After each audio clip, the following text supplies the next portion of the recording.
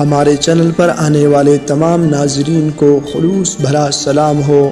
دیکھنے اور سننے والے تمام معزز ساتھیوں سے درخواست ہے کہ ہمارے اس چینل کو سبسکرائب کر لیں اور ساتھ ہی میں نظر آنے والے گھنٹے کے نشان کو بھی دبا دیں تاکہ ہماری ہر نئی آنے والی ویڈیو آپ تک بآسانی پہنچ سکے۔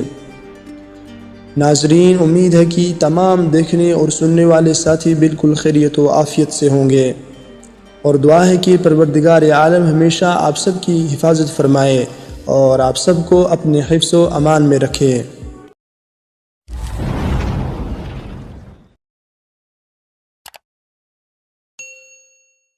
عزیز دوستوں اور ساتھیوں، بڑھتے ہیں آج کی اس ویڈیو کی طرف۔ آج میں ایک بہت ہی نصیحت آمیز اور دلچسپ سچا واقعہ لے کر آپ کی خدمت میں حاضر ہوا ہوں۔ امید کرتا ہوں کہ آپ آج کی اس ویڈیو کو آخر تک ضرور دیکھیں گے۔ عبرت حاصل کرنے کا مقام ہے اور سبق حاصل کرنے کا مقام ہے کہ کسی غریب اور مفلس و نادار شخص کے آنسوں کی کیا قیمت ہوتی ہے۔ ابو النصر سیاد نامی ایک شخص اپنی بیوی اور ایک بچے کے ساتھ غربت و افلاس کی زندگی بسر کر رہا تھا۔ ایک دن وہ اپنی بیوی اور بچے کو بھوک سے نڈھال اور بلکتا روتا گھر میں چھوڑ کر خود غموں سے چور کہیں جا رہا تھا کہ راہ چلتے اس کا سامنا ایک عالم دین احمد بن مسکین رحمۃ اللہ علیہ، جو تابعین میں سے ہیں، ان سے ہوا، جنہیں دیکھتے ہی ابو نصر نے کہا، اے شیخ، میں دکھوں کا مارا ہوں اور غموں سے تھک گیا ہوں۔ شیخ نے کہا، میرے پیچھے چلے آؤ، ہم دونوں سمندر پر چلتے ہیں۔ سمندر پر پہنچ کر شیخ صاحب نے اسے 2 رکعت نفل نماز پڑھنے کو کہا۔ نماز پڑھ چکا تو اسے ایک جال دیتے ہوئے کہا، اسے خدا تعالیٰ کا نام لے کر سمندر میں پھینکو۔ ابو النصر نے ایسا ہی کیا تو جال میں پہلی بار ہی ایک بڑی ساری عظیم الشان مچھلی پھنس کر باہر آ گئی۔ شیخ صاحب نے ابو نصر سے کہا، اس مچھلی کو جا کر فروخت کرو اور حاصل ہونے والے پیسوں سے اپنے اہل خانہ کے لیے کچھ کھانے پینے کا سامان خرید لینا۔ ابو نصر نے شہر جا کر مچھلی فروخت کی، حاصل ہونے والے پیسوں سے ایک قیمے والا اور ایک میٹھا پراٹھا خریدا اور سیدھا شیخ احمد بن مسکین رحمۃ اللہ علیہ کے پاس گیا اور ان سے کہا کہ حضرت، ان پراٹھوں میں سے کچھ لینا قبول کیجیے گا۔ شیخ صاحب نے کہا، اگر تم نے اپنے کھانے کے لیے جال پھینکا ہوتا تو کسی مچھلی نے نہیں پھنسنا تھا۔ میں نے تمہارے ساتھ نیکی گویا اپنی بھلائی کے لیے کی تھی، نہ کہ کسی اجرت کے لیے۔ تم یہ پراٹھے لے کر جاؤ اور اپنے اہل خانہ کو کھلاؤ۔ ابو نصر پراٹھے لیے خوشی خوشی اپنے گھر کی طرف جا رہا تھا کہ اس نے راستے میں بھوک کی ماری ایک عورت کو روتے دیکھا، جس کے پاس ہی اس کا بے حال بیٹا بھی بیٹھا ہوا تھا۔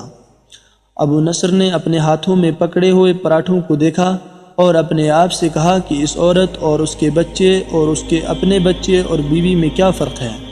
معاملہ تو ایک ہی جیسا ہے، وہ بھی بھوکے ہیں اور یہ بھی بھوکے ہیں، پراٹھے کن کو دے؟ عورت کی آنکھوں کی طرف دیکھا تو اس کے بہتے آنسو نہ دیکھ سکا اور اپنا سر جھکا لیا۔ پراٹھے عورت کی طرف بڑھاتے ہوئے کہا، یہ لو، خود بھی کھاؤ اور اپنے بیٹے کو بھی کھلاؤ۔ عورت کے چہرے پر خوشی اور اس کے بیٹے کے چہرے پر مسکراہٹ پھیل گئی۔ ابو نصر غمگین دل لیے واپس اپنے گھر کی طرف یہ سوچتے ہوئے چل دیا کہ اپنے بھوکے بیوی بیٹے کا کیسے سامنا کروں گا۔ گھر جاتے ہوئے راستے میں اس نے ایک منادی کو دیکھا جو کہہ رہا تھا، ہے کوئی جو اسے ابو نصر سے ملا دے؟ لوگوں نے منادی سے کہا، یہ دیکھو تو، یہی تو ہے ابو نصر۔ اس نے ابو نصر سے کہا، تیرے باپ نے میرے پاس آج سے 20 سال پہلے 30,000 درہم امانت رکھے تھے، مگر یہ نہیں بتایا تھا کہ ان پیسوں کا کرنا کیا ہے۔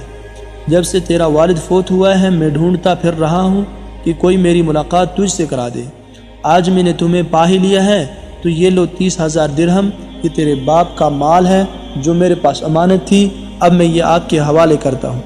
ابو نصر کہتا ہے، میں بیٹھے بٹھائے امیر ہو گیا، میرے کئی گھر بنے اور میری تجارت پھیلتی چلی گئی۔ میں نے کبھی بھی خدا کے نام پر دینے میں کنجوسی نہ کی، ایک ہی بار میں شکرانے کے طور پر 1000 درہم صدقہ دے دیا کرتا تھا۔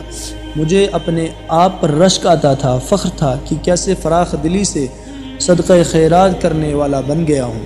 ایک بار میں نے خواب دیکھا کہ حساب کتاب کا دن آن پہنچا ہے اور میدان میں تراز و نصب کر دیا گیا ہے۔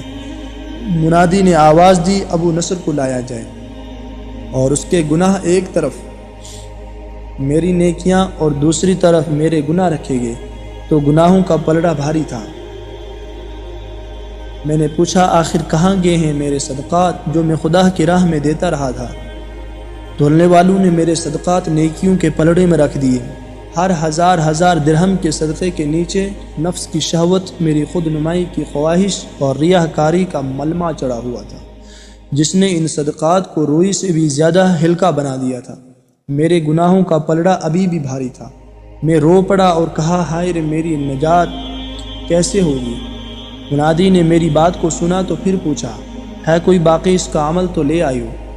میں نے سنا ایک فرشتہ کہہ رہا تھا کہ اس کے دیے ہوئے 2 پراٹھے ہیں جو ابھی تک میزان میں نہیں رکھے گئے۔ وہ 2 پراٹھے ترازو پر رکھے گئے تو نیکیوں کا پلڑا اٹھا ضرور، مگر ابھی نہ تو برابر تھا اور نہ ہی زیادہ۔ منادی کرنے والے نے پھر پوچھا ہے کچھ اس کا اور کوئی عمل؟ فرشتے نے جواب دیا ہاں، اس کے لیے ابھی کچھ باقی ہے۔ منادی نے پوچھا وہ کیا؟ کہا اس عورت کے آنسو جسے اس نے اپنے 2 پراٹھے دیے تھے۔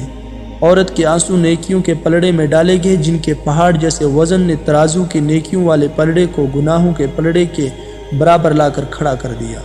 ابو نصر کہتا ہے میرا دل خوش ہوا کہ اب نجات ہو جائے گی۔ منادی نے پوچھا ہے کوئی کچھ اور باقی عمل اس کا؟ فرشتے نے کہا ہاں، ابھی اس بچے کی مسکراہٹ کو پلڑے میں رکھنا باقی ہے جو پراٹھے لیتے ہوئے اس کے چہرے پر آئی تھی۔ مسکراہٹ کیا پلڑے میں رکھی گئی؟ نیکیوں والا پلڑا بھاری سے بھاری ہوتا چلا گیا۔ منادی کرنے والے نے بولا یہ شخص نجات پا گیا ہے۔ ابو نصر کہتا ہے میری نیند سے آنکھ کھل گئی۔ میں نے اپنے آپ سے کہا اگر میں نے اپنے کھانے کے لیے جال پھینکا ہوتا تو کسی مچھلی نے نہیں پھنسنا تھا، اور اپنے کھانے کے لیے پراٹھے خریدے ہوتے تو آج نجات بھی نہیں ہونی تھی۔ ناظرین، امید کرتے ہیں کہ ہماری آج کی ویڈیو آپ کو پسند آئی ہوگی۔ آپ سے یہی گزارش کرتے ہیں کہ ویڈیو کے پسند آنے پر ویڈیو کو ایک لائک کر دیں اور اپنے دوستوں کے ساتھ آگے شیئر بھی کر دیں، اور ابھی تک اگر آپ نے ہمارے اس چینل کو سبسکرائب نہیں کیا ہے تو سبسکرائب کر لیجئے۔ آج کے لیے بس اتنا ہی، ملتے ہیں اگلی ویڈیو کے ساتھ، تب تک کے لیے خدا حافظ۔